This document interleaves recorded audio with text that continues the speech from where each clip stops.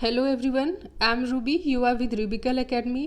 तो जैसा कि हम लास्ट वीडियो में एनिमल किंगडम को स्टार्ट किए थे, तो ये पहला फाइलम है एनिमल किंगडम का। और हमने देखा था कि एनिमल किंगडम को 11 फाइलम में क्लासिफाई किया गया है और कुछ उनके इम्पॉर्टेंट फीचर्स थे, बेसिस थे, कुछ उनके बेसिस पे इन सबको क्लासिफाई किया गया है। तो ये पहला फाइलम है, दैट इज़ पोरीफेरा। और पोरीफेरा का मतलब होता है कि पोर बियरिंग एनिमल्स, वो एनिमल्स जिनके बॉडी पे पोर हो, छेद हो, छोटे छोटे होल हो उनके बॉडी पे, तो उन्हें बोला जाता है पोरीफेरा। ओके, कि पोरीफेरा मतलब पोर बियरिंग एनिमल्स। तो वो एनिमल्स जिनके बॉडी पे पोर हो वो आपके पोरीफेरा होंगे। तो आप देख सकते हैं कि ये जो डायग्राम में येलो कलर का आपको दिख रहा है, वाटर के अंदर ये प्रेजेंट है, ये आपका स्पॉन्ज है। ओके, स्पॉन्ज क्या है? एक पोरीफेरा का एनिमल है। ठीक। और मैंने कल आपको बताया था कि जो पोरीफेरन होते हैं, ठीक, ये मल्टी सेलुलर होते हैं। शुरू करते हैं अपना कि पोरीफेरन क्या होता है। ये मल्टी सेलुलर होते हैं। और मल्टी सेलुलर में क्या कि बस ढेर सारे सेल मिल करके एक बॉडी का फॉर्मेशन कर दे। कोई इसका स्ट्रक्चर फिक्स नहीं होगा कि बॉडी जो है वो इसी शेप में होगा, नहीं। ये मल्टी सेलुलर है। और क्या है? ये प्रिमिटिव एनिमल्स है। ये हमारे प्रिमिटिव जो वाटर में पाए जाने वाले एनिमल्स थे, तो प्रिमिटिव हैं कि इनमें बस सेल टाइप का ही बस बॉडी पाया जा रहा है, सेलुलर लेवल का ऑर्गेनाइजेशन है इनके अंदर। ठीक, ये हमने कल देखा था। और इनकी जो सिमेट्री है वो एसिमेट्री होती है। कि मैंने आपको बताया था कि एसिमेट्री क्या होता है कि जब बॉडी को उसके सेंटर से कहीं से भी आप कोई कट करेंगे तो बॉडी को इक्वल पार्ट में डिवाइड नहीं हो पाएगा। ठीक, सेंटर पार्ट से आप कोई भी कट कीजिए तो बॉडी इक्वल पार्ट में डिवाइड नहीं होगा, तो उसे एसिमेट्रिकल बोलते हैं। तो जो पोरीफेरन होते हैं उनका बॉडी सिमेट्री जो होता है वो एसिमेट्री होता है। ठीक। और अगर बात करें इनके बारे में, तो इनमें वाटर ट्रांसपोर्ट सिस्टम पाया जाता है। इनमें वाटर ट्रांसपोर्ट का सिस्टम पाया जाता है। कि वाटर ट्रांसपोर्ट में क्या है कि बॉडी, इनके बॉडी के अंदर बाहर के, ये तो वाटर में प्रेजेंट होते हैं, वाटर में पाए जाते हैं, तो इनके बॉडी के अंदर वाटर इंटर करता है और फिर वाटर निकलता है। तो इसे बोला जाता है कि वाटर ट्रांसपोर्ट बोला जाता है, कैनाल सिस्टम बोला जाता है इसे। ठीक। तो जो मैंने कहा कि इनके बॉडी पे ढेर सारे पोर प्रेजेंट होते हैं। आपको मैं एक डायग्राम दिखाती हूँ इनका, ये देखिए। ठीक। तो ये क्या है? ये आपका एक सी स्पॉन्ज है। आप इस वाले को देखिए, येलो वाला, ये एक सी स्पॉन्ज है। तो आपको इस पे ऐसे ऐसे डॉट दिखाई देंगे कि पोर होते हैं। ठीक। मैंने कहा कि इनके पूरे बॉडी पे पोर होता है क्योंकि इनका नाम ही है पोरीफेरन, कि वो एनिमल जिनके पूरे बॉडी पे पोर होते हैं। ये पोर बस बाहर से नहीं होता, ये पूरा पोर इनके बॉडी के अंदर बाहर दोनों साइड से होता है कि आप बाहर से इनके बॉडी को उस पोर के थ्रू अंदर देख पाओ, मतलब ऐसा पूरा ट्रांसफ़र हो रहा है। ठीक। तो इन्हीं पोर्स के थ्रू, इस पोर को ऑस्टिया बोला जाता है। ठीक। इनके बॉडी में जो पोर है इसे ऑस्टिया बोला जाता है। और ऑस्टिया के थ्रू जो वाटर है वो बॉडी में इंटर करता है।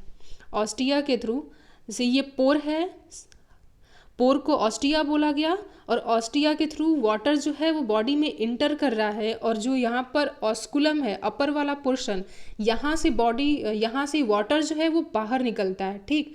तो ये हमें ये ध्यान में देना है कि जो इनके बॉडी पे पोर होते हैं उन्हें ऑस्टिया बोला जाता है। और ऑस्टिया के थ्रू वाटर जो है बॉडी में इंटर करता है और ऑस्कुलम के थ्रू वाटर बॉडी के बाहर निकलता है। ये हमें याद में रखना है। और आप यहाँ से देख सकते हैं कि जो यहाँ पे एक कट लगा है, तो आपको दिख रहा होगा कि इनके बॉडी के अंदर कुछ भी नहीं है, पूरा एक खोखला बॉडी है। तो इनके बॉडी में क्या है? कैविटी है, सिलोम है, कैविटी है, अंदर कुछ भी नहीं है। तो अंदर कुछ भी नहीं है तो क्या है कि ये जो वाटर इनके बॉडी में इंटर करता है, ठीक, थ्रू दी ऑस्टिया, तो इसी वाटर में इनके फूड मटेरियल प्रेजेंट होते हैं, इसी वाटर से इनका रेस्पिरेशन होता है। और इसी वाटर के थ्रू सारा इन्होंने अपना प्रोसेस कंप्लीट किया कि फूड मटेरियल वाटर के थ्रू अंदर ले लिया, और रेस्पिरेशन का प्रोसेस भी इनका ऑस्टिया के थ्रू जो वाटर इंटर कर रहा है उससे कंप्लीट हो रहा है। और जो अनडाइजेस्टेड मटेरियल होते हैं वो भी इन्हीं के थ्रू जो है बाहर निकलता है। ठीक। तो ऑस्कुलम में क्या हो रहा है कि वाटर, बॉडी के अंदर का वाटर बाहर निकलता है, और ऑस्टिया के थ्रू जो छोटे छोटे पोर्स हैं उनके थ्रू वाटर जो है बॉडी में इंटर करता है। ओके। अब आप सोच रहे होंगे कि ये क्या है, आप ये देखिए। तो तो इनका बॉडी मैंने कहा कि इनका सेलुलर लेवल का ऑर्गेनाइजेशन होता है, इनका बॉडी सेल का बना होता है, इनमें कोई ऑर्गन नहीं है, कोई टिश्यू सिस्टम नहीं है, कुछ भी नहीं है, ढेर सारे सेल मिलकर के एक बॉडी का फॉर्मेशन, एक स्ट्रक्चर बना दिए, दैट इज आपका पोरीफेरन हो जाते हैं। तो यहाँ पर ये इनका एक सिंगल सेल है, पोरीफेरन का जो सेल होता है जिससे उनकी बॉडी का फॉर्मेशन होता है, तो ये एक सेल है। तो आप देखिए कि ये जो यहाँ पर फ्लैजला है आपको मूव करता हुआ दिख रहा है और ये पार्टिकल्स जो अंदर इसके इंटर कर रहे हैं, तो यही है कि फ्लैजला के थ्रू वाटर इनके बॉडी में ऑस्टिया जो है इसके ऊपर ऐसे फ्लैजला हैं, ठीक। तो फ्लैजला के थ्रू वाटर इंटर करता है और उसी वाटर में फूड मटेरियल्स जो हैं वो सब प्रेजेंट होते हैं। तो आप देखिए किस तरीके से जो छोटे छोटे गोले गोले पार्टिकल्स अंदर इंटर कर रहे हैं और फ्लैजला यहाँ पे मूव कर रहा है, ठीक। तो शो किया गया है कि गोले वाले पार्टिकल्स जो हैं दैट इज़ फूड पार्टिकल्स, और यहाँ पर आपको जो कप लाइक स्ट्रक्चर दिख रहा है ये कॉलर है और ये फूड वैक्यूल है। जो यहाँ पे गोले गोले आपको दिख रहे हैं ये क्या है, फूड वैक्यूल है, और ये पूरा जो है आपका सेल बॉडी है। ओके, तो ये पूरा उनका एक सेल है जिससे इनके बॉडी का फॉर्मेशन होता है। तो ये एक सेल है, ऐसे ही ढेर सारे सेल मिल करके एक बॉडी का फॉर्मेशन करते हैं, ठीक। तो हमने ये देखा कि ये जो पोर्स होते हैं इनके बॉडी पे that is called ostia, ostia के थ्रू वाटर बॉडी में इंटर करता है। ऑस्कुलम जो अपर पोर्शन है उसके थ्रू वाटर जो है बॉडी से बाहर निकलता है। और यहाँ पर आप देख रहे हैं कि जो कॉलर सेल में इनके सेल को कोइनोसाइट्स बोला जाता है, हमें ये ध्यान में देना है कि कोइनोसाइट्स या कॉलर सेल बोला जाता है इनके सेल को। और सेल में आप देख रहे हैं किस तरीके से फ्लैजला प्रेजेंट है जो कि मूव कर रहा है और उसी के मूवमेंट से वाटर जो है इस सेल बॉडी में इंटर कर रहा है, ठीक। अब हम आगे देखते हैं थियरी वाले पार्ट को कि और क्या था उसमें।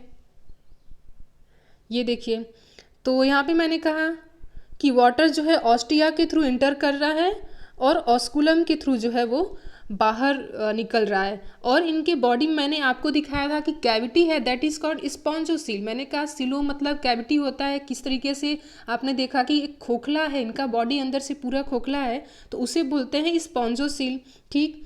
और क्या है कि जो वाटर इंटर कर रहा है उससे क्या कहने फ़ायदा हो रहा है कि फूड गैदर कर रहे हैं, रेस्पिरेशन का प्रोसेस हो रहा है, और जो वेस्ट मटेरियल है वो भी ये रिमूव कर रहे हैं। ओके, और मैंने कहा कि जो सेल है उसे कोइनोसाइट्स बोला जाता है। तो जिस सेल से इनके बॉडी का फॉर्मेशन हुआ है उस सेल को कोइनोसाइट्स या कॉलर सेल बोला जाता है, ठीक। जो कि कॉलर सेल क्या किए हैं कि जो इनके बॉडी के अंदर का कैविटी है और जो कैनाल सिस्टम है इनका पूरा, उसको ये स्पॉन्जोसील और कैनाल ये इसी कोइनोसाइट्स या कॉलर सेल से मिल करके बने हुए हैं, ठीक। तो आपसे पूछा जा सकता है कि कोइनोसाइट्स क्या है और किस फाइलम में पाए जाते हैं, पोरीफेरा में पाए जा रहे हैं आप देखिए। और स्पॉन्जोसील कैनाल सिस्टम जो है ये आपका कॉलर सेल से मिलके बना है, कॉलर सेल से बनता है। डाइजेशन क्या है, इंट्रासेलुलर है। जाहिर सी बात है कि इनका बॉडी जो है सेलुलर ऑर्गेनाइजेशन है, तो इनका जो डाइजेशन होगा वो इंट्रासेलुलर ही होगा। कोई इनमें स्पेशल टाइप के ऑर्गन तो पाए नहीं जा रहे हैं। एक सेलुलर ऑर्गेनाइजेशन है बॉडी का, तो फिक्स है इनका जो डाइजेशन होगा इंट्रासेलुलर होगा। अब आगे देखते हैं कि जैसे हमारे बॉडी में एक बैकबोन प्रेजेंट है, नोटोकॉर्ड प्रेजेंट है जो कि हमें सपोर्ट करता है खड़े होने में। अदरवाइज अगर वो नहीं होगा तो हमारा बॉडी क्या होगा, एक बैक की तरह फोल्ड भी किया जा सकता है, ठीक। तो ऐसे ही इनके बॉडी को सपोर्ट प्रोवाइड करने के लिए स्पॉन्जिन फाइबर, स्पिक्यूल्स ये सब पाए जाते हैं, ठीक। स्पिक्यूल पाया जाता है जो कि स्केलेटन का बनाता है। हम जानते हैं कि ये कैल्शियम कार्बोनेट का होता है, ठीक। तो कैल्शियम कार्बोनेट का एक स्ट्रक्चर पाया जाता है जो कि स्पिक्यूल होता है, उसी से इनके बॉडी को सपोर्ट मिलता है। और इनका बॉडी जो है वो एक जगह पे वाटर के अंदर फिक्स रहता है, इनमें कोई मूवमेंट नहीं होता है।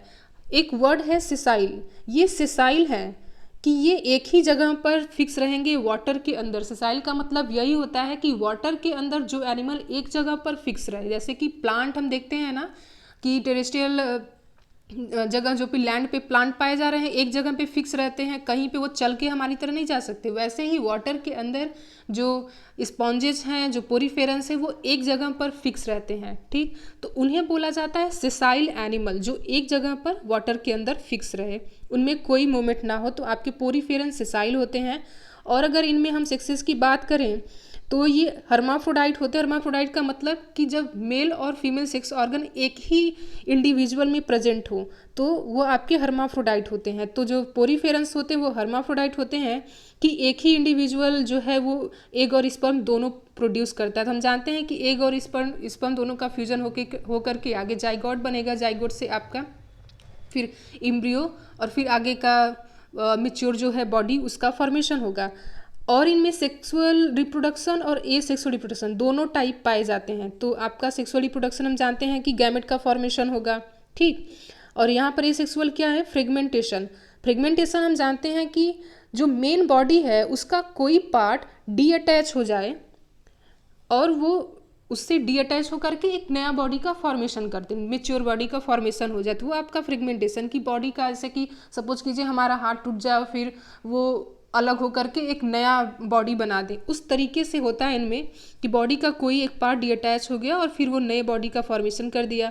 सेक्सुअल रिप्रोडक्शन हमने देखा कि गैमेट से बंद होता है, ठीक। अब आगे और चीज़ें देखते हैं। अब क्या है कि fertilization is internal and development is indirect having a larval stage which is morphologically distinct from adult.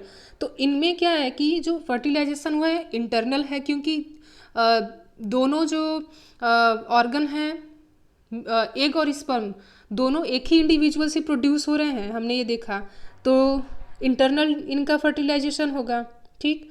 और इनमें लार्वा पाया जाता है, डायरेक्ट मेच्योर बॉडी नहीं बन जाती है कि गैमेट बना फिर उसके बाद एक स्टेज आएगा, लार्वल स्टेज आएगा, पहले वो होगा उसके बाद मेच्योर होकर के लार्वा मेन जो मेच्योर बॉडी है उसका फॉर्मेशन होगा। तो देखते हैं कि इनमें क्या क्या लार्वा पाया जाता है। तो लार्वल इनका बहुत ज़्यादा इंपॉर्टेंट हो जाता है एनिमल किंगडम में, मोस्टली बहुत सारे फाइलम में लार्वल स्टेज पाया जाता है। तो वो हमारे लिए याद रखना बहुत ज़रूरी है कि पूछा जाता है कि कौन सा लार्वल स्टेज किस में पाया जाता है। तो इसमें क्या है कि एम्फीब्लास्टुला लार्वा जो कि स्काइफा में पाया जाता है और पेरेनकाइमुला जो लार्वा है वो ल्यूकोसिलिनिया में पाया जाता है। तो ये हमें ध्यान में देना है कि एम्फीब्लास्टुला जो है वो स्काइफा में और पेरेनकाइमुला जो है ल्यूकोसिलिनिया में पाया जाता है। क्या क्या एनिमल्स हैं पोरीफेरा में, तो साइकॉन है जिसे स्काइफा बोला जाता है, स्पॉन्जिला जिसे फ्रेश वाटर स्पॉन्ज बोला जाता है, and you Spongia that is called bath sponge. Bath sponge क्यों बोला जा रहा है, जैसे हम लोग नहाने के लिए बहुत स्पॉन्ज खरीदते हैं, वैसे ये जो हम लोग खरीदते हैं दैट इज़ आर्टिफिशियल, लेकिन पहले लोग पुराने जो लोग थे, प्रिमिटिव लोग थे, वो इसी स्काइफा का, यू स्पॉन्जिया इन सब का यूज करते थे वो लोग नहाने के लिए, क्योंकि हमने देखा इनका बॉडी क्या है, पूरा होल टाइप इनका बॉडी है। तो वाटर एब्जॉर्ब करने की कैपेसिटी है इनके अंदर, वाटर अंदर जा रहा है बाहर आ रहा है भी हमने देखा। तो वैसे ही इन्हीं से अब जा कर के इन्हीं के बेसिस पर कि इनका काम जो था लोग इनका यूज़ करते थे नहाने में, तो अब नए मॉडर्न तरीके से कि एक आर्टिफिशियल स्पॉन्ज आने लगा है, बाथ स्पॉन्ज, ठीक। तो ये यूज किया जाता था। और आगे हमने देखा ये सब कि किस तरीके का इनका सेल है और ये पूरा बॉडी इनका छोटे छोटे पोर्स पाए जा रहे हैं, यही है इनमें बहुत छोटा है। और हमें मेनली इसमें 4-5 चीज़ें याद में रखनी थी कि सेल क्या है, कोइनोसाइट्स या कॉलर सेल्स पाए जाते हैं, और ऑस्टिया से क्या होता है, ऑस्कुलम से क्या होता है, मतलब ऑस्टिया से वाटर इंटर कर रहा है, ऑस्कुलम से बाहर जा रहा है। तो ये सब कुछ इंपॉर्टेंट पॉइंट थे जो मैंने आपको इनके बारे में बताया।